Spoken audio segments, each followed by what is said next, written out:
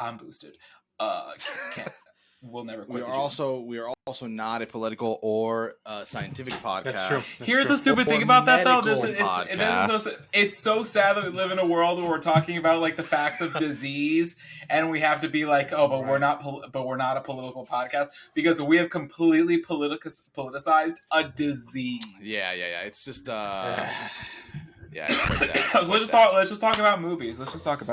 Welcome to the show, ladies and gentlemen. It is the Small Screen Society. We are here. We are live. We're here. We are live, alive as well. Whoa! Here we are, ladies and gentlemen. Cheers. This is episode something. Finish it. This is episode something. I don't know the numbers right this Great second. start. Could be 106, 105, 107, one of those three. This is Ram, Gavin, Angelo. Sup? Sup, guys? Well, since we're off to a shitty The Matrix Resurrection. we're off to a shitty start, let's just get right into it. Let's just get right into it. All right. Shit. So the first movie we're going to talk about this week, guys, is our penultimate episode of the year. We're going to be discussing The Matrix Resurrections, which is directed by one of the Wachowski twins. Both did not come for this one. I forgot which one actually did this Lana movie. is the one that did this one. Which one? Lana is the one that did this Lana is the one. I had a feeling it was Lana, but I didn't want to say it and be incorrect. Okay, so Lana Wachowski is the one who directed The Matrix Resurrections.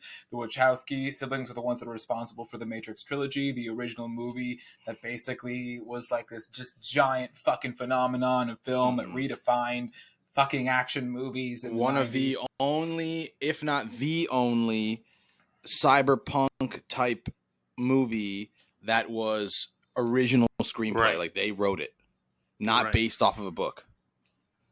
Because most of the other ones that had come out, most Blade of the ones that had Runner? come out, like Blade Runner, who was based off of a book as well. Oh, I need to read that book because I need to read that shit. I didn't know that was based on a book. Yeah, it was based on. I would love to read title. a Blade The Runner title book. is something about sheep. Is the one for Blade Runner. Oh, so when fuck. you look it up, you'll see. Okay, I need to give that a read then. Shit. Yeah. I have So like this a one PowerPoint. is. I mean, I don't know at the time. This is in 1999. Since then, there's been a lot more scientific movies and sci-fi movies. But the reason why The is Matrix, because of the Matrix. The Matrix is the thing that just catapulted this whole desire to create this kind of storytelling. I actually joined a internet book club to discuss a graphic novel called The In-Cow, which is Jodorowsky, and that's what a piece of that inspired also The Matrix. And for you non-nerds, like these like Tweedledee and Tweedledum here that I have as co-host, Akira, the anime film, is also and manga is very responsible, also influencing the creation of the Matrix. Sounds familiar. I tried to make Martin watch it. No, Andres' wedding, and he went right to sleep. I should have thrown a boot at his face. Yeah. So The Matrix Resurrections takes place. It is a continuation of the original trilogy story. It's not a reboot. It's the fourth film in the franchise. Mm-hmm. We have returning cast members. We have Trinity coming back. We have Neo coming back. Mm-hmm. Jada Pinkett Smith as Niobe. Niobe came back. That's about it in terms of who has reprised their roles. Everyone else is fresh faces or fresh faces reprising old roles or altered versions of old roles. I'm just going to say, because I can already see both of your faces, we've briefly discussed a little bit before. I just realized that I have a herpy on my mouth, so I'm going to stay away from the camera a little bit. I couldn't tell. Man. I couldn't see shit. I personally liked this movie as a streaming movie. If you told me to watch The Matrix Resurrections and pay money to go see it in a movie theater or pay top dollar for IMAX, I'd be like, sit on it and rotate. That is not worth that kind of money. Yes. But I will. But this is the thing about the Matrix Resurrections, and I'm trying to figure out where to start. Okay, I'll take it. I'll start from here. The first act does a fantastic job of being probably the best meta fuck you I've ever seen in a movie. Borderline spoof satire-esque, which I very much enjoyed. Yes. I liked that. It was really, I really liked it. It was really like, it was like Trinity on a motorcycle doing a with the line of like crossing to that humor satire, but keeping it in that meta commentary of what Wachowski's ultimately trying to say with that first act, and being like, these giant IP machine bullshits are a pain in the ass. We literally made a phenomenon of a film in The Matrix 1. There's no way that what you're about to watch is going to equal or top that. Right. I have no ambition to equal or top that, but I will make a commentary about the descent of film as a medium into this IP churning machine. Right. And honestly, it like, I had like like The Matrix, a brain explosion after that first act, because there's so many things that I've been like just kind of picking up on in terms of the content that we watch. I personally really liked this movie because just because a movie does not merit spending top dollar in an IMAX theater to watch does not mean that it's not good. And because we're in a different era now. It's two different it's two different things. Like now at this point now options we have our viewing, or we have options, and we have two options. Either we watch this shit at home or we watch it in the theaters. But it's not like it was back then, when it was like you're only going to the movie theater, or you're waiting. Like that was how you're going to go wait a year see for it to movies, come out like on DVD. Good quality new movies. Yeah. But it's also, because of that transition, as audiences, I think we've lost a little bit of our bar of how we interpret if something is worth watching or not. And it's kind of doing like, if it's better to just watch on streaming, where there's kind of like a sub comment of like, it's not that great. And then if and theaters is for like that bombastic, like amazing event level thing, franchise. Right. And I'm like at this place now where I'm like, and I texted you both, and we'll get into Spider-Man No Way Home. I feel like I'm getting over the franchise dump. I'm getting to a place emotionally and mentally and on so many levels as a consumer of media and storytelling and whatnot, where I'm like, I'm really sick of these tame, formulaic, same thing every time storytelling. Yeah. And what I liked about The Matrix Resurrection is that there was that meta first act that basically just said like, this is stupid, and then but what move forward to try to tell its story anyway, and ultimately reminded us of why The Matrix, whether consciously or subconsciously, was such a hit to begin with, where it says The Matrix ultimately was an allegory for questioning the tropes or questioning the structures and dogmas of which we will participate in and day out without question. And I saw this just potential. Ironically, it's saying like fuck franchises, but like there is a franchise here where it's the potential to do something, especially where culture and the zeitgeist is right now in terms of breaking rules of what's acceptable and non-acceptable, and to catapult that into kind of like the center stage. This movie did fall flat to the Achilles heel of um, I'm promising you a great future, but as long as you can get through this kind of not as exciting prologue. And a lot of movies do this, and Matrix Resurrection was no exception to that. Its action scenes are lackluster because I think in a day and age where there's streaming, there's movies, there's everything, it's like all we see are action sequences. How are action sequences special anymore? Right. Like, I don't see how action sequences can be special anymore, really. I'm not wowed by anything anymore. I'm not wowed by anything anymore. And it's breaking my soul as a comic book person that I'm just like not. It's not into it. I'm just not into it. And the Matrix Resurrection is just kind of like, is it great? No. But why I like it and why I consider it good is because it shits on itself before it actually gets started. So by the time you're done with it, it's just like, yeah, I know, because franchises are stupid, and you guys forced us to make this, and it wasn't needed. So here you go. This is what we did. I think they threw the best they could at it. I thought the story was okay. And I have more to say, but I can just go on for like hours about this movie because like it's just like to me it was like an epiphany in 2.5 hours. But I'll let you two go. Yeah, man. Like you said, that first act is kind of cool because like it really is almost like it's shitting on itself. It's spoofing itself almost. Like it's like right on that cusp. And I thought, I'm like, all right, if we're gonna ride this wave throughout the film, I could be into it.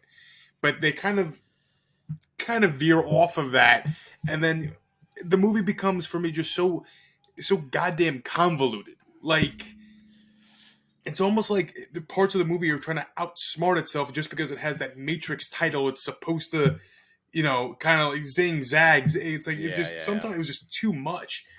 And a big thing for me is like an hour and a half into the movie, I'm like, all right, what the fuck is happening here? Because it was hard to keep my attention because parts of the movie drag, and then other parts of the movie they're throwing so much shit at you that it's like, okay, well this goes with this, and it's like, what the fuck are we doing here?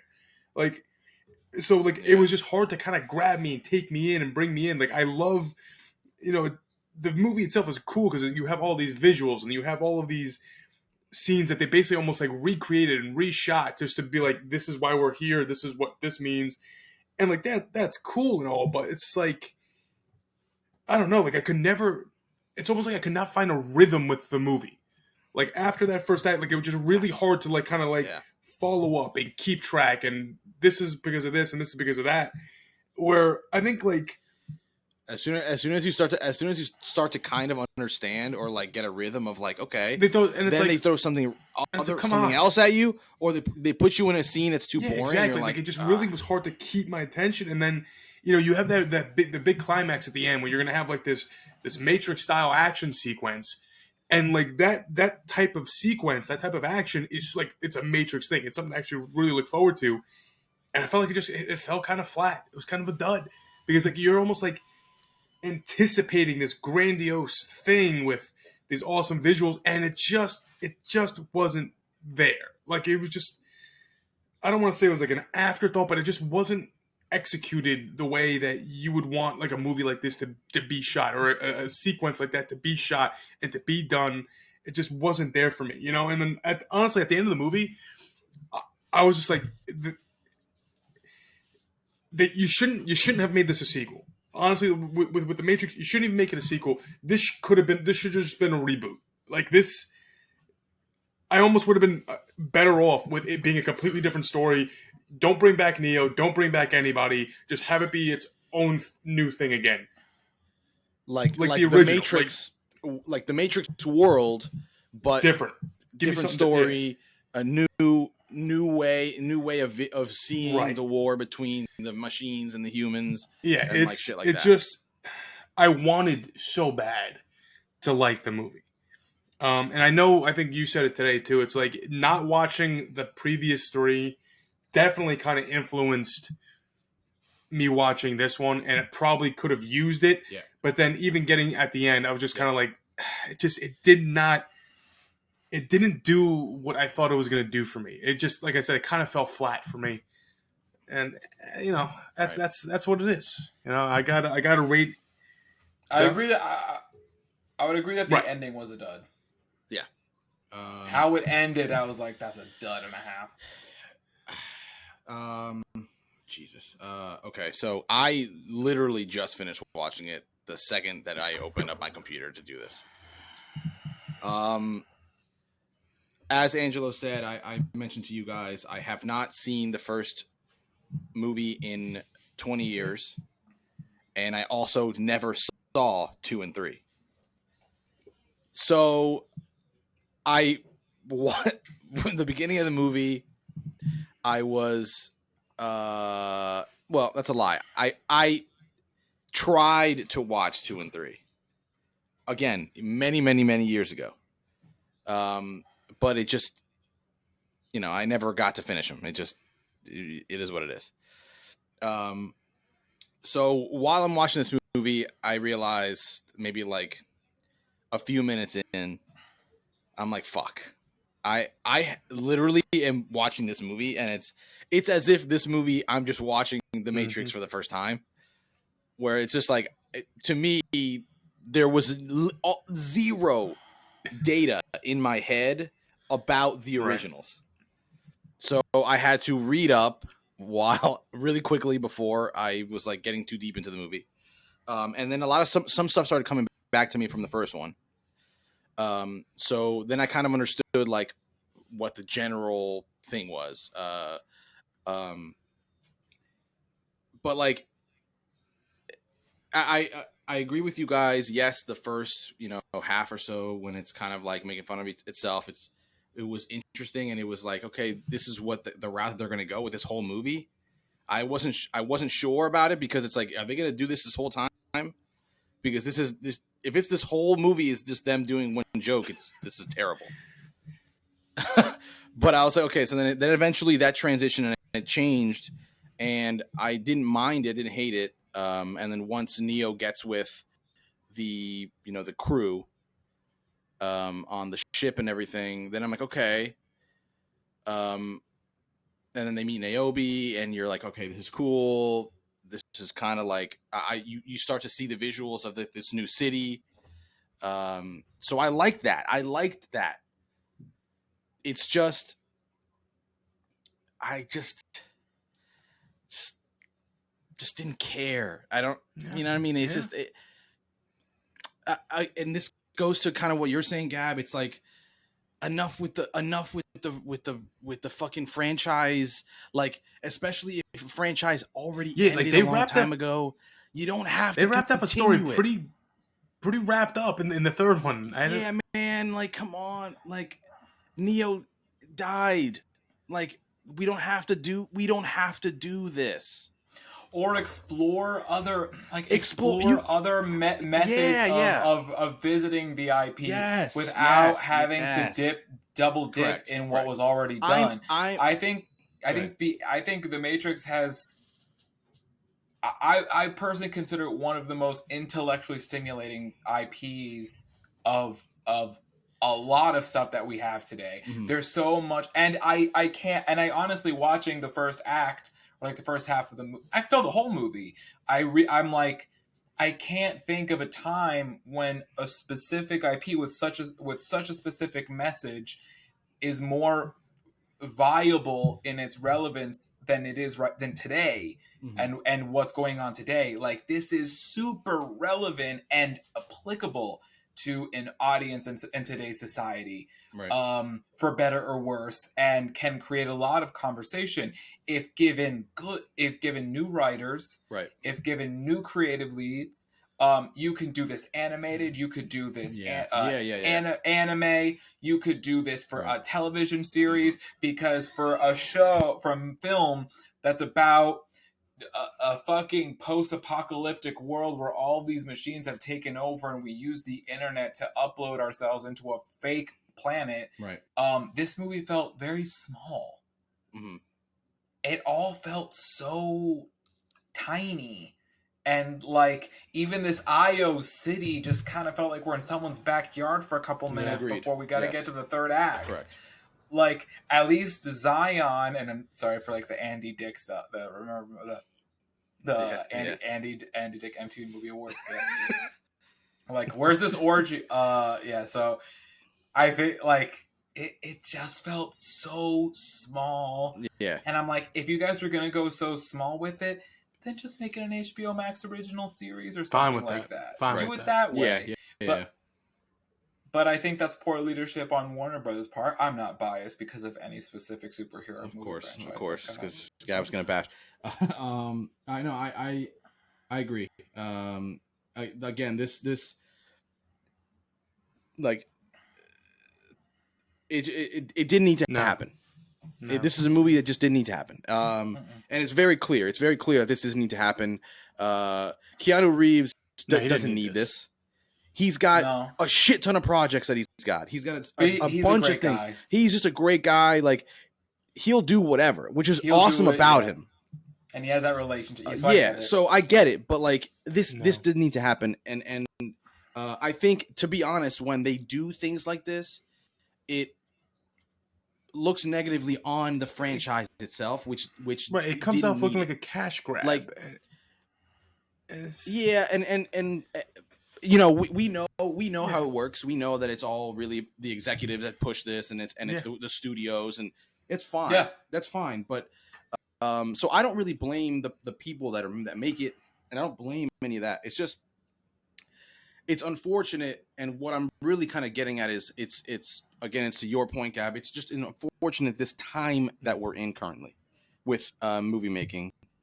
In that they think and they feel like they need to do these things. There's no creativity because that's like what's gonna bring in all the cash. What's gonna bring in the.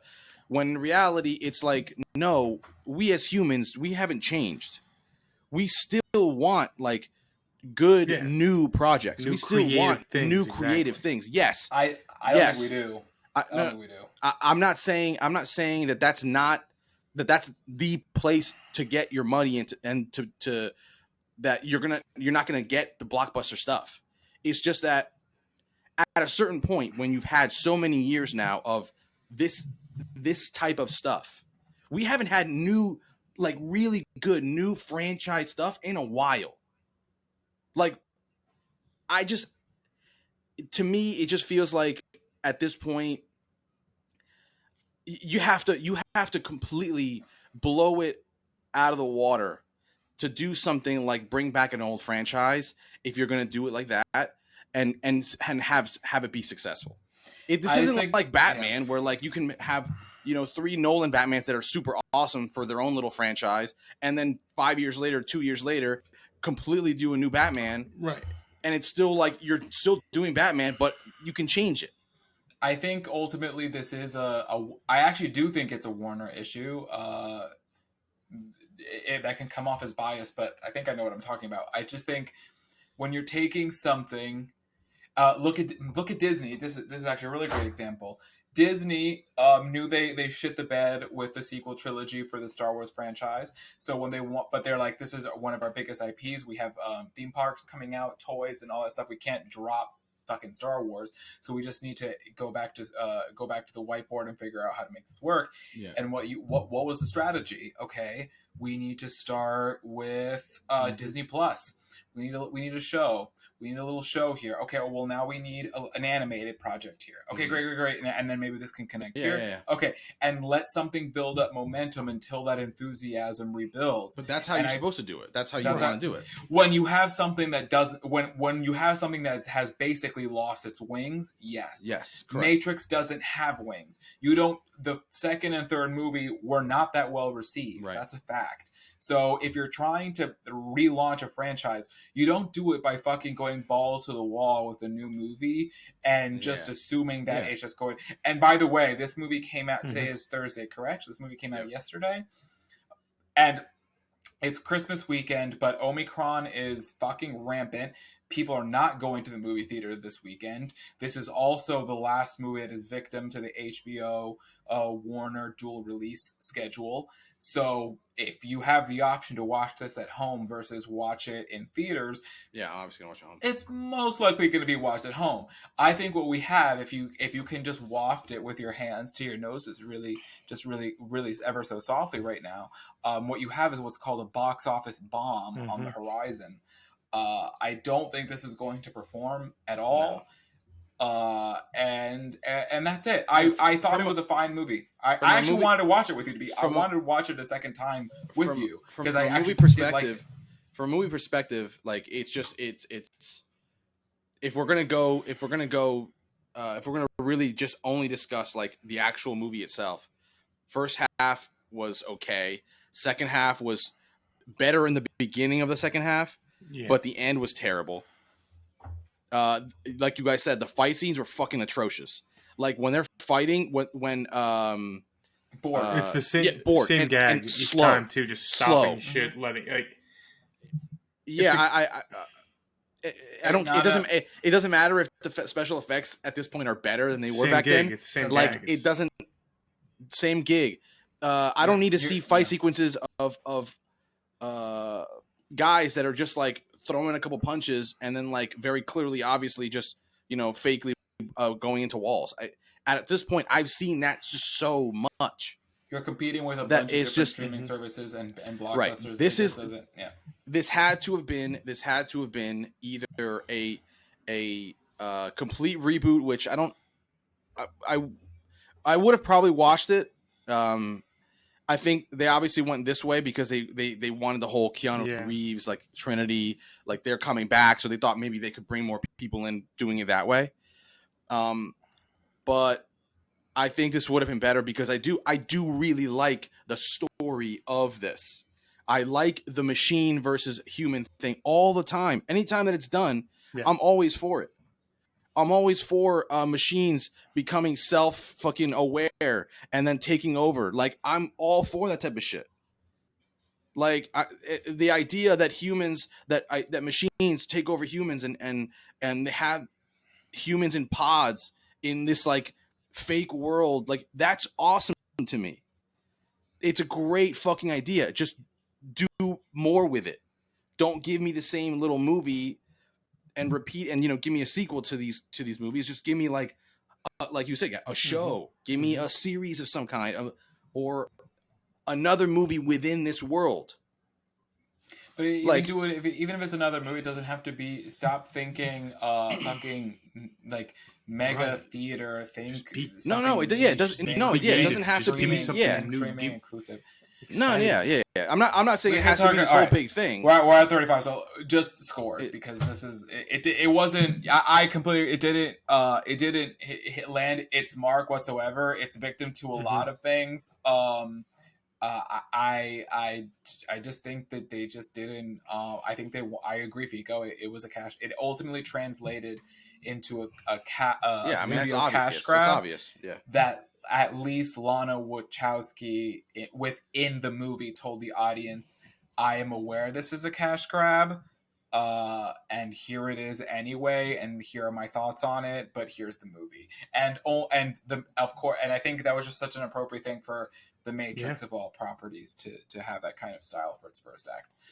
Fico, what's your score? I think it's time for Neo to unplug for good. 6 out of 10. That's where I'm at. That's generous. I think that's generous. Yeah. Ramel? I'm going to rewatch the first movie. I'm going to also then watch 2 and 3. I'm gonna do it because not because of this movie, but because I think that rewatching the first one deserves that. And I need to at least finish out the storyline, and maybe that'll increase or decrease my score. But currently, right now, the score is at the very least a 5. Yeah, so for me, I'm on. Just didn't do it. No, I'm not frozen. No, Genuinely for me, I give this movie a 7. I really did like it. Um, Even though it does not hold a match to its predecessor, nor did it seek to do so. I think there's franchise potential here if done correctly of what the Wachowski siblings wanted, what the allegory of the first movie was, how much that's needed now, and how much of a space there is for an IP like that right now. The Matrix is it. I really do think Warner Brothers has the IP to speak to something very pivotal that's happening in society right now, socially. You just need to do it properly and under new management. When there's that house cleaning for Warner Brothers, we'll see if there's a future here. But I don't know. We'll see what the box office says. This movie will definitely not perform this weekend whatsoever. And yeah. So, but I did just like it for just being a simple for what it was. I just liked it. I enjoyed it. 7. Fair. Okay. 5, 6, 7. All right. Next up, here we have kind of aligned with the holiday. No, not really. It wasn't a holiday. Okay. Spider-Man. No. It ends on a Christmassy thing. Okay. Yeah. Yeah, you're right. Spider-Man No Way Home, the latest movie from the MCU, the highly anticipated film. Fans saying, will there be the 3 Spider-Man? Won't there be the 3 Spider-Man?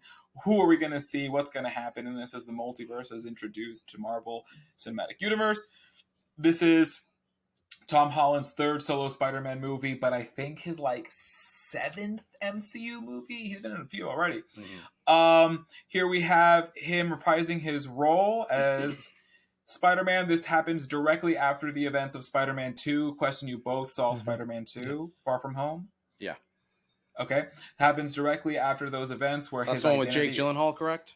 Yes, with Jake Gyllenhaal. Where his identity is revealed to the whole planet, that right. Everyone finds out that he is Spider-Man. And because of this, he seeks the aid of Doctor Strange in order to make people forget, but then he keeps tampering the spell in a very Looney Tunes kind of it was very Looney Tunes, that scene, and I thought maybe that was just for the trailer and there was more to it. No, it was just totally Looney Tunes. Wait, no, but my best friend. Fucking goddamn it. And that ultimately leads for 5 supervillains from across the multiverse of other Spider-Man to leak into the MCU. And Tom Holland Spider-Man has to send them back, but not without a little help from his friends.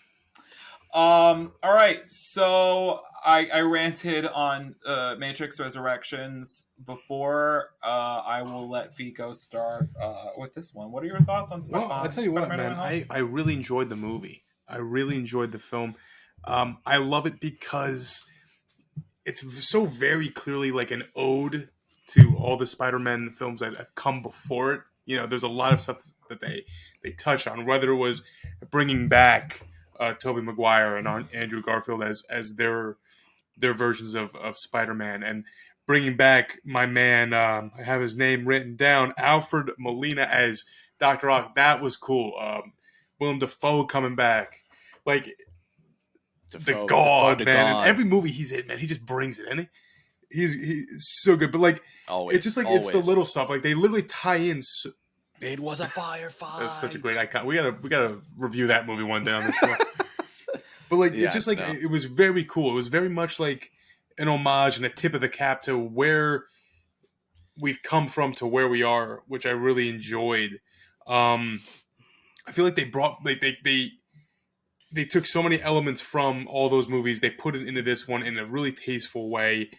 I know, Gab, I know you love my man Daredevil making the appearance in this film as the lawyer. I know that was cool. Like, they just did such good stuff with this movie, and like, there's a lot of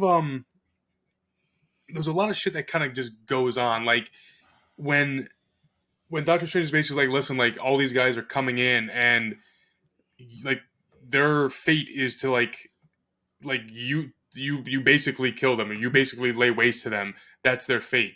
And he's just like, well, maybe I can do something to change them, basically. Like, that was very endearing. There's parts of the movie where right after Willem Dafoe kills Aunt May and Tom Holland's character is thinking about kind of quitting. It's like, yo, man, like, can't quit. We've lost people too, man. You got to keep like fighting the good fight. That stuff was really good, and like it kind of gives you that little spidey sense, kind of gives you that little chill up your spine, like, all right, man, let's fucking go. And the one thing I gotta say, and I think I texted Ram about this, is that we might have been wrong about the whole Andrew Garfield saga of Spider-Man, because I think in this movie, for me, stole the show. It was almost like a redemption movie for him in a lot of ways. No bigger part is than when MJ falls and he's the one there to save her, and of course, like, he dropped Gwen in the other one, so like it's like that ruined his life, and he gets that redemption moment in this film. I really liked that, I really liked so much stuff that they did with the movie, and then like finally, like, Spider-Man has to make that big boy decision at the end where it's like, all right, fuck it, like, all of these people that know me and know that I'm Spider-Man, they're caused pain or they're suffering because of it. So you know what? Fuck it. No one know who I am, and we'll go from there. And I thought that was a really like cool, like, big boy pants moment. Just I can't say enough about like just how endearing the movie was. I think it was just such a good like tip of the cap to everyone involved. And I'm down if they want to keep running with this. If they want to have Andrew Garfield reprise his role for a couple movies, maybe not even a movie, maybe like a series or something, I'm cool with that too. I think this might be my favorite out of all of the Spider-Man movies that we've seen. I think this might be it. Just the way it was so artfully done, and the acting and everything that's coming out of it. And definitely want to see that Doctor Strange film that we're definitely getting out of this, because I think that's going to be a winner. Even though we're just shitting on franchises and all that stuff, I think that'll be a lot of fun. But yeah, really enjoyed the film, loved it. Ramel. All right, so the movie was okay. Just okay. I'm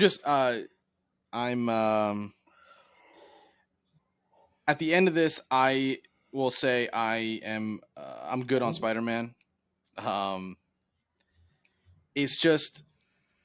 It's run its course for you, boy. Retire on top. So I don't feel. Well, you don't need a little bit of Nickelback in your life. You don't need that theme song. The movie would make you want that. Like the first 3 Spider-Man movies with Tobey Maguire, like, okay, it was fresh. Tobey was like kind of funny.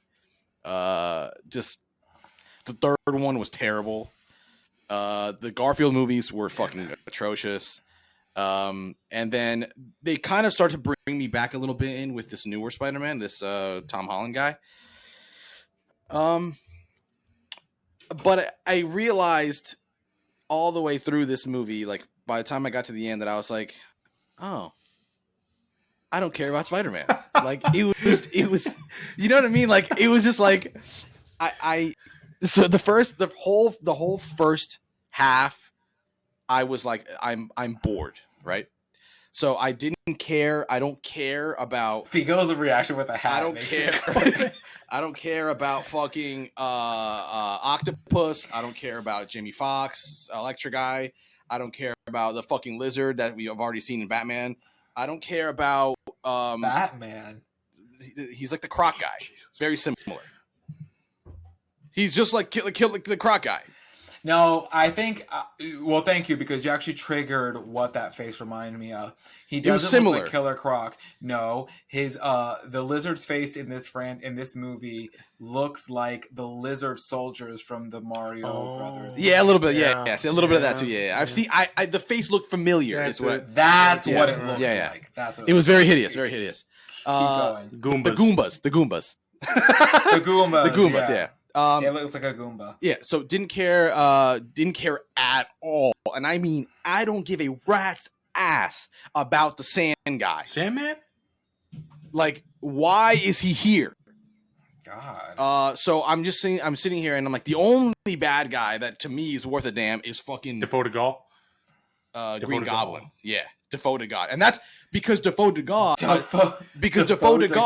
makes me want to care about him. He'll make you care about any character he is. That's what he does. Yeah. So like the scenes like when talk about a snooze fest in the scene where it's all of them trapped in the fucking rooms and like they're in the middle talking about what's like happening and like all the bad guys are in that little in the individual rooms.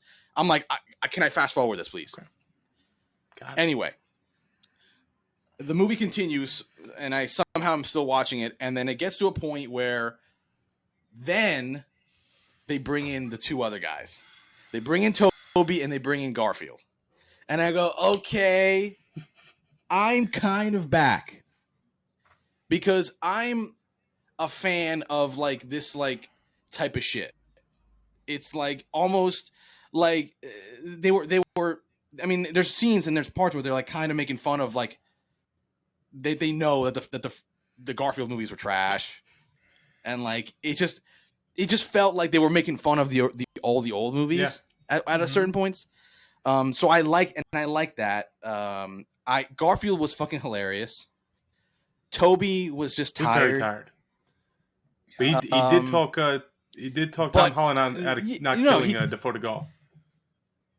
Yes, and I enjoyed that. I enjoyed having Toby as like the older mentor Spider-Man, mentor-y Spider-Man. You know what I mean? Coming in, he didn't wear this like he wasn't wearing the suit most of the time. Like he was underneath the clothes. Like he's just like the old guy. You know what I mean? Like the dad, and then like the older brother kind of Garfield guy that wants his time in the light, but never really got it because his time was terrible or short-lived.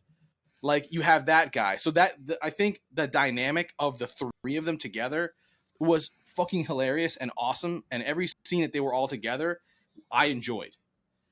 So that to me was like what kept the movie going for me once it hit to that part of the movie. And then obviously then you get to the third act, which is like when the whole, all the bad guys are doing crazy shit and it's like they're all fighting each other. And that was cool seeing all the three Spider-Man doing things and, and all that. But enough, man. I just don't care, dude. Dang. Like I'm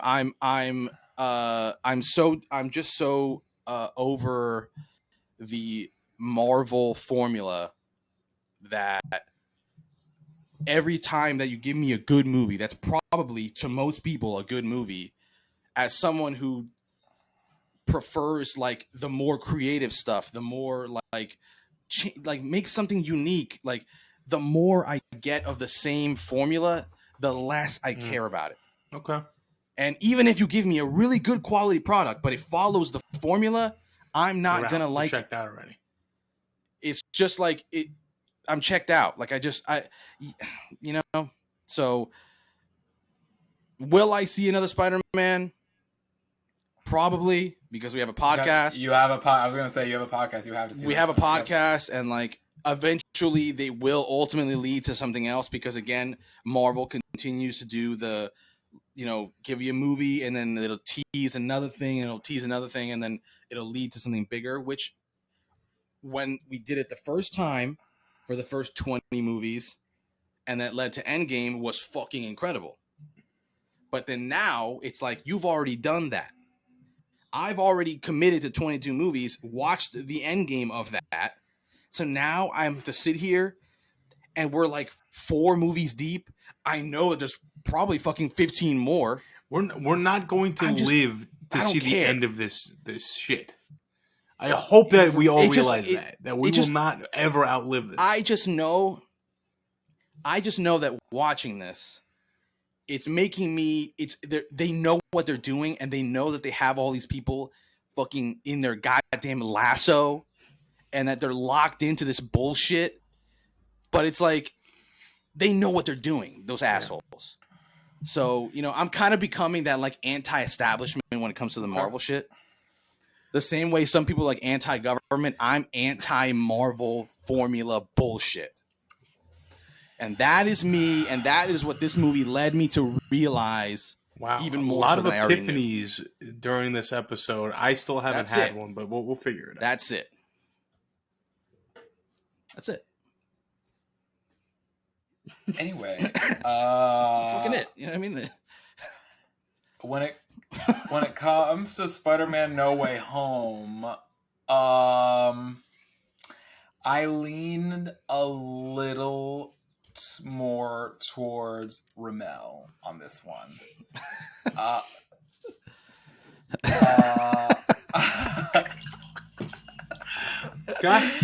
I lean a little. Damn it! Yeah, I lean a little bit more towards Ramel.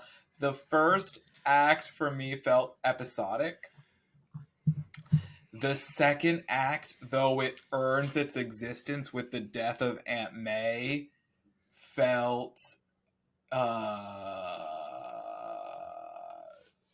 what's the word I'm looking for? It felt clunky, turbulent, not smooth. For a movie that's about the multiverse villains and the potential of multiverse Spider-Men, I shouldn't be this bored during some of these acts. Now, post watching the movie, something was brought to my attention that I didn't even consider or realize that makes complete sense. This movie was shot in knee-deep COVID. When they're in the basement, Doctor Strange's basement, and they're all basically separated in the things, they're literally inside separated rooms because they can't shoot together because of COVID. There's why is the Sandman in sand the entire time? So he can shoot all of his scenes without having to endanger anyone or himself when they're doing the movie. The same thing with the Lizard. When they get turned back into humans, you guys probably don't remember, when you probably saw them, it was a long time ago. That footage is from their actual movies. That's not original footage. That's recycled footage. Jesus. For the movie, yeah. So there's a lot of stuff here that exists because the film had to adapt to a COVID environment. And Sony, and remember, this isn't Marvel, this is Sony Studios, so this is a Sony movie. So they want to meet their deadline, they want to make this thing, they want to release when they want to release it. And they met those challenges. Mary Jane Watson, our beautiful, beloved Kirsten Dunst, was supposed to be in it. She was. I think they were. Yeah, I think she and Emma Stone. Emma Stone. Is her Correct, name? Emma Stone. As Gwen Stacy. I think they were supposed to appear, but couldn't. I think that COVID was a very big obstacle for this. So I don't know if it was always the recipe that the 3 Spider-Men would only be for the third act, or if that was an adaptation because of the COVID bullshit. But I do feel the movie could have been stronger had they shown up in the movie earlier. But I also understand the hesitation from Marvel, not Sony, but from Marvel, not wanting to confuse audience or give audiences the cheeky idea that they can demand those exclusive Sony Spider-Man content. Right. I do agree, Vico, that Andrew Garfield's performance in this movie was fantastic. I love the tongue-in-cheek humor, making fun of his 2 movies, and he was totally on board to get on to do that. I say out of the 3, the best Spider-Man is Andrew Garfield. Probably the best Peter Parker is Tobey Maguire. The best balance of the 2 is Tom Holland. So I think Tom Holland does the best balancing of the 2 personas and performing them as one, whereas the other 2 Spider-Men, they were very, very strong on one side and the other side was lacking. Spider-Man is known for those quippy one-liner bullshits, and Andrew Garfield does that spectacularly. Right. No pun intended. But he's too cool to be nerdy, which is what Peter Parker is. He's too sexy and cool to be Peter Parker. Correct. Peter Parker is supposed to be... Tobey Maguire does that perfectly. Perfect. The perfect loser, freak, all right, geek bait, idiot. Take it down. he was the best at performing that. Sure. Yeah. The actual Marvel's choice for Peter Parker in the MCU was actually the lead actor from Sex Education Ramel on Netflix. That was that was who they wanted. Tom Holland is a Sony choice, and that was someone who they definitely wanted, because Marvel said for Tom Holland, he's too cool to be. He's too cool. Peter Parker's not supposed to be cool whatsoever, even though Spider-Man is cool, but Peter Parker isn't, which makes that dichotomy a little tricky as a character to get right. But Tom Holland, I think, out of the three of them, does the best job at managing that balance. I was a little annoyed, and this is from the nerd side, that there wasn't a sixth villain, because in Spider-Man comics, there's something very famous known as the Sinister Six. A lot of these villains that you saw in this movie are a part of that team. Mm-hmm. Bitch, just give us the sixth goddamn villain. Like, it's the Sinister Six. Why didn't they give us six? I don't know. Blame it on COVID. Okay. Well, COVID. Maybe COVID. Maybe it was already COVID. Possible. Didn't want to commit Venom. Didn't want to bring back Jake Gyllenhaal's Mysterio, who is also a member of the Sinister Six. I don't know, but it's fucking six villains. I'm so annoyed. It's like it was right. It was right fucking there, guys. But we just went with five. I agree with Defoe to God. Defoe to God, because watch it, and I spoke with Ramses about this when I saw the movie last week. He's just so good. He's an actor. Yeah, he's literally just like a classic actor. Cut and dry, just good actor. What did you say? Dry? Cut and dry. Cut and dry. I thought you said cum dry. No. And I was like, what does cum have to do with this? Jesus, get your goddamn head out of the gutter. Jesus. I thought one of the most powerful, and again, why I forgive the second act was because the Defoe, Green Goblin, and Tom Holland fight scene, I was like, finally someone beat the shit out of Tom Holland. That's what's supposed to happen. Spider-Man is supposed to get the shit beat out of him, and finally it's taken like so many movies for it to properly go down. And the aggressive murder of Aunt May, because I remember, because she has that I forgot what the thing is called, but basically someone who's dying, but because the adrenaline in them is so high that they don't even notice that that's what's happening. Where she gets up from the explosion, and they're kind of like, and then she gives him the line that all Spider-Men must receive. With great power, all Spider-Men must receive. They must, and because the thing about the multiverse in itself is that it plays with the idea of choice and fate. That there are things that have to happen regardless, that are choice, and then there are things that are fated. They must happen. So your small little things can be different, but something, if that is who you are in a certain reality, you must experience these very specific points because it is your fate. So for Aunt May to give him the line, I thought that was a very big graduation moment. And as I'm seeing them walk out in my theater in the IMAX, I'm like, and Aunt May, you are. And then as she starts to go down, dying, good, you're good, die. You need to die, because Spider-Man's life is supposed to suck.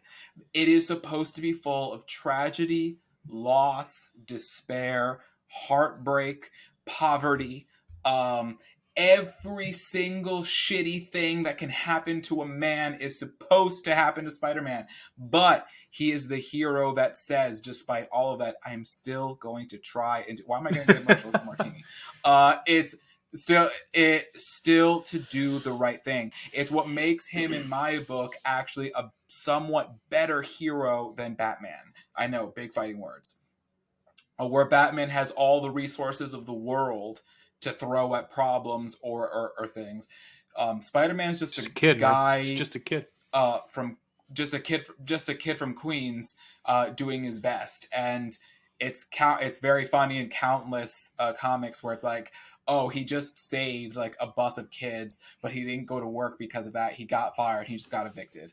Are you out of focus? Am I out of focus? I'm always out of focus because I moved too much. There we go. with what's it called? I think a good moment in the Tobey Maguire movies is where he's delivering the pizzas and something happens and he just has to like unclip the pizzas because he was like 2 minutes late, so he doesn't get he like misses the bus and shit, and like or shit like that. Like, yes, Sony gets understands. Yes, Sony understands Spider-Man. His life is shit, and the problem with Tom Holland's Spider-Man, crippling with dead, with the Marvelism spray. Yes, very crippling dead. Horrible. His credit score is ass. He can't afford a car. With all this power in the world, he is the Spider-Man, friendly neighborhood, beloved Spider-Man. I can't afford groceries. I declare bankruptcy. That's Spider-Man, and I think that's also what has helped him withstand the test of time, and why so many people love him, because for most of us mortals, life is very difficult and fucking shitty. And there's so many things in Spider-Man comics and movies where it's like, God, yeah, Spider-Man, I get that. Right. Damn it. Play the video game. If you don't want to see a movie, play Spider-Man the video game. There's a lot of that in it. It's very good. I'll say about this movie is that for Tom Holland's first 2 Spider-Man movies, I've said it before, I think I've said it on this podcast, they weren't Spider-Man movies, because here he is with the Stark Industries suit, the super flashy high school, like 2 best friends always there for him whenever he needs them to like get the job done. Gets the hot girl. Right. Gets the hot girl, is an Avenger, and like life is super awesome and amazing. I'm like, this isn't his Aunt May is young and hot and like can like do splits in the living room. Like this isn't Spider-Man. And I love so much at the end where he makes the decision to say like, make everyone forget me, so that like this can stop, and then it's just him going into an apartment having to get a GED, and no Avengers remember him. The suits don't work anymore because no one knows who Peter is, so the suits aren't like connected to him anymore. So he just has to sew a Spider-Man suit and like try his best. And I'm like, now we're getting this somewhere. Is the Spider-Man trilogy I want to see. Now we're getting somewhere, and now it's Spider-Man. So like this, and seeing him in the blue metallic suit going through the city and that design, I'm like, oh, it's fucking finally him. It's finally fucking Spider-Man, because like it hasn't been for all of the Avengers movies and the first 2, and now it's finally here. Defoe to God, man, I have to say he's so good to the point where it hurts the movie, if I'm being quite honest. He steals the show. It does. Yeah. You tell the other 4 you all can go home. You don't have to be here. They honestly didn't have to be there. And this could honestly, have been just Defoe. Just Defoe. Yeah. Because they literally they knew Defoe to God, because they give him that quintessential emotional scene with the Aunt May death, and they let all the other peasants do their little Statue of Liberty dance, and then he's like, "Are you guys done? Now I come in and beat the shit out of Spider-Man." I'm gonna come in and do my shit. So it's like Defoe to God. That's respect. It's called respect. Absolutely, it's called respect for craftsmanship. Yeah, you're not gonna put DiCaprio as a villain to fight. To do little shitty scenes, like you're gonna have him wait alongside and then beat the digital shit. sand and digital Goomba. Like, right. It's not gonna happen. Ramon, I do agree with you. This movie, overall, though, it made me very, very nervous about other Marvel properties and the Marvel formula. Enough is enough, man. Enough is enough, and there's the jokes gotta stop. You guys didn't finish it yet, and if you're not gonna finish it, that's okay. But please at least watch the 6th and final episode for Hawkeye, where it's confirmed that Vincent D'Onofrio is returning as Kingpin for the MCU. So he's keeping his Daredevil Netflix series role, and it was slightly heartbreaking to see him reduced to the formula, because so watch it to see what I mean. I've heard, just not to interrupt, but just real quick, I've heard to what you're saying, I've heard at this point 2 or 3 different people that have watched Hawkeye, that have watched what was the one before this one? Don't even remember. Loki, that have also watched the Black Captain Falcon, America. Winter Soldier. Like, yeah, I've heard from multiple people now that it's like that the consensus from these people, and these are just randos, that Marvel needs to stop making TV shows. Like, that's like, I've heard this multiple times, because it's like they're not good. They're not good. They're boring. They're snooze fests. And like, other than maybe the Scarlet Witch show, which was like unique at least, none of this other shit has been. None of them are good.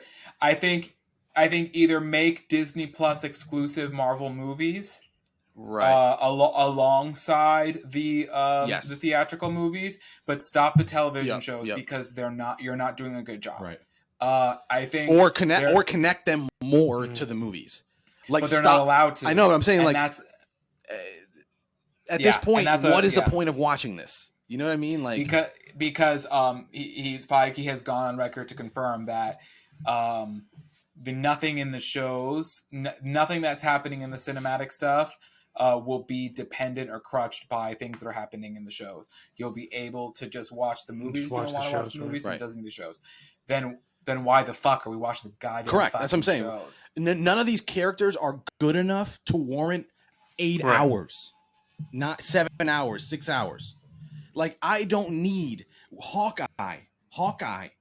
Besides him when he's with another person, like when he's with Scarlet Witch, when he's with Scarlett Johansson's character, Black Widow, when he's with this Haley Seinfeld. Well, they do have. I will see. Here's the thing of why I kind of like. Florence Pugh reprises her role as Yelena Belova in Hawkeye, and sick woman puppet. Sorry, just like she does it again. Like, just this. Like, this is she's this good. is going to be an Oscar. Yeah. She's going to win an Oscar for something. It's going to happen, because literally the scene is her sitting at a table eating macaroni and cheese with Haley Steinfeld, and I'm like, this is the best scene in this whole fucking show. Right. And of 5 episodes, this is the best scene.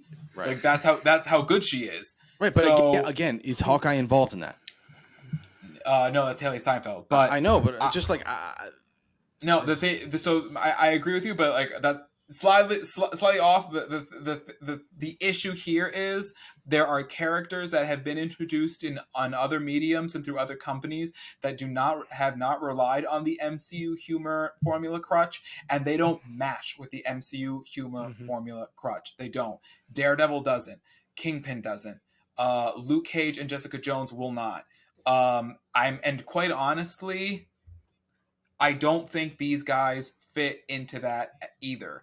X-Men have some fun. They absolutely do. But there is such a whole other layer to them that if Marvel Disney isn't willing to do that,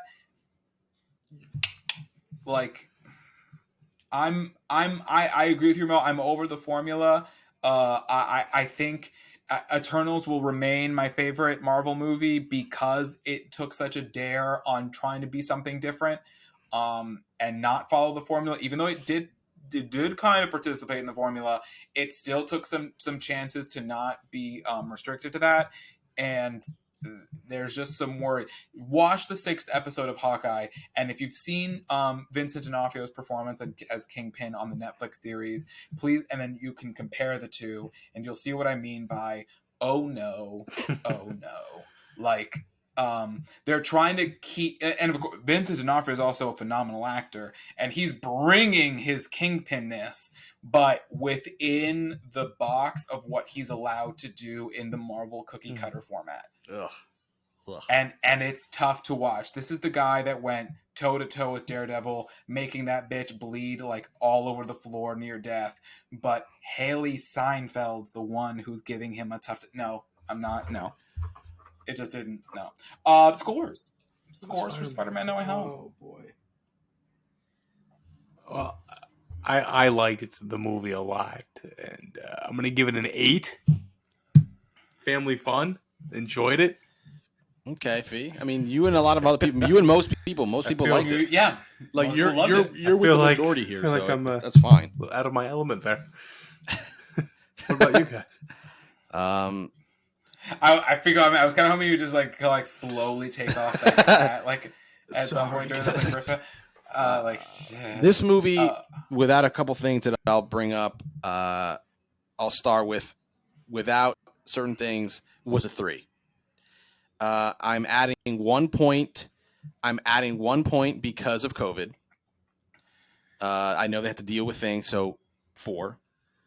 I will add 1 more point for. I'll add 1 more point for the 3 Spider-Men. So a 5. So a 5. And I'm gonna add the 6th point because I think that because you swayed me in that I agree because this was gonna be totally a 5, but I think that I do agree that I like the way they ended Tom Holland in becoming actually Spider-Man, loser, geek, nerd, freak, can't do anything right, idiot, shit like that. So a 6 out of 10. It could have been a 7 had they actually done the meme of the 3 Spider-Men. Yeah. The fact that they did not, and they tried to kind of bullshit with there was one particular scene when they're in the laboratory. In the lab, yeah. And they're kind of like, who, me? Who, me? But like they're not wearing their suits, or one of them is. Yeah. They tried, but big missed motherfuckers, opportunity. you had one job. Yeah, so for me, when it comes to Spider-Man No Way Home, I'm actually going to have to agree with Mel. I give this movie a 6 out of 10. I think the first act, and the second act, it just went through a lot of blah. And I enjoyed the 3 Spider-Man. I think the third act could have been better. I know COVID was a restriction. I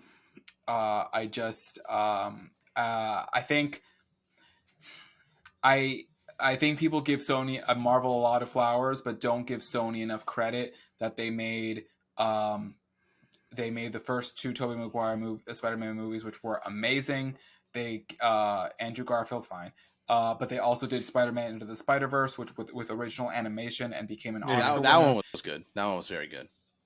Venom, both movies, box office successes. The first one very much a box office juggernaut. And Tom Holland is a Sony pick. So I think Sony can do Spider-Man. They can do Spider-Man. They can do it well. I think people have just gotten really on their high horse of criticizing the 2 Andrew Garfield movies to be like, it's Marvel or nothing.